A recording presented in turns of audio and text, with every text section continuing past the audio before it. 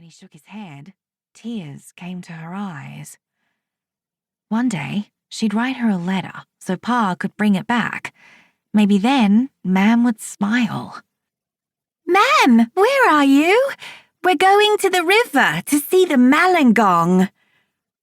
Mam turned from her seat on the ground, her fingers dirty from scrabbling in the garden where she grew her medicine, herbs that made people well, helped birth their babies, fixed their fevers, and healed their cuts and bruises. That made Mam happy, but the letter sadness never left her eyes, no matter how hard Rose tried to be a good girl. Tell your Pa not to be late for tea, and don't forget to keep your hat and boots on. The sun's still strong. We can't come home too soon because the malangong don't play until the sun goes down. You and your malangong. I'm frightened one day I might lose you. You'll swim away and not come back to me. Go and live with the malangong. She'd never do that. Never leave Pa. Why would she do such a thing? Off you go now. That's your Pa calling. He doesn't like to be kept waiting. When Pa said he had 2 precious treasures brought to him by the Piskies, it made Mam smile, a sad, faraway smile. Rose leaned over and brushed her lips against her mother's smooth cheek, wrinkling her nose when a curl of hair, black as black, tickled her face. Bye, Mam. Little puffs of dust rose at Rose's heels, and her heart beat in time with her boots as she ran. The rain hadn't come, and it was hot and dry and dusty. Down by the river, it would be cool, underneath the big gum where the fallen branch stretched its arms into the river. That's where the malangong dug their burrows in the damp sand.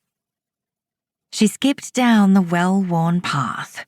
She was a big girl now and knew the way, but still, Mam said never to go alone, not to go unless Pa was there. The blackfellas mightn't like it if she did. Mam was a silly fuss. Bunyi and Yindi were her friends.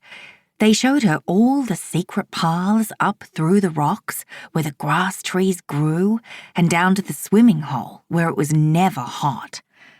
Sometimes they laughed at her when she took off her hat and boots and tried to swim. Not her camise. She never took off her camise.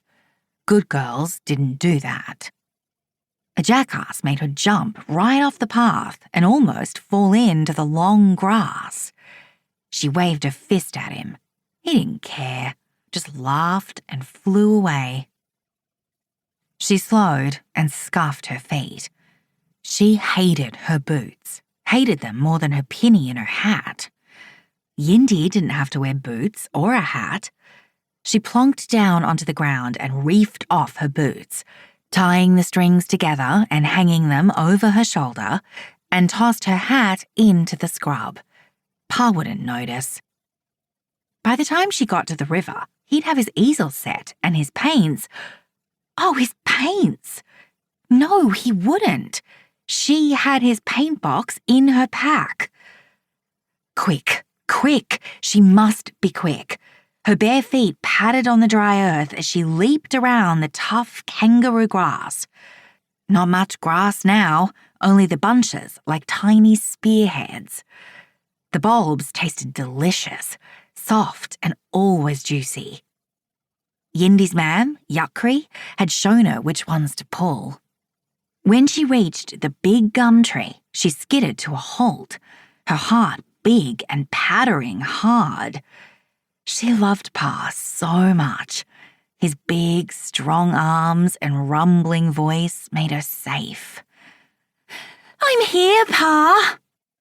She waved and weaved along the track right to the edge of the billabong. Pa raised his finger to his lips, then beckoned. He hadn't set up his easel yet.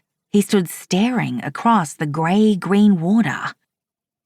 There's movement over there. Can you see it? He took the pack from her back and settled it on the grass, then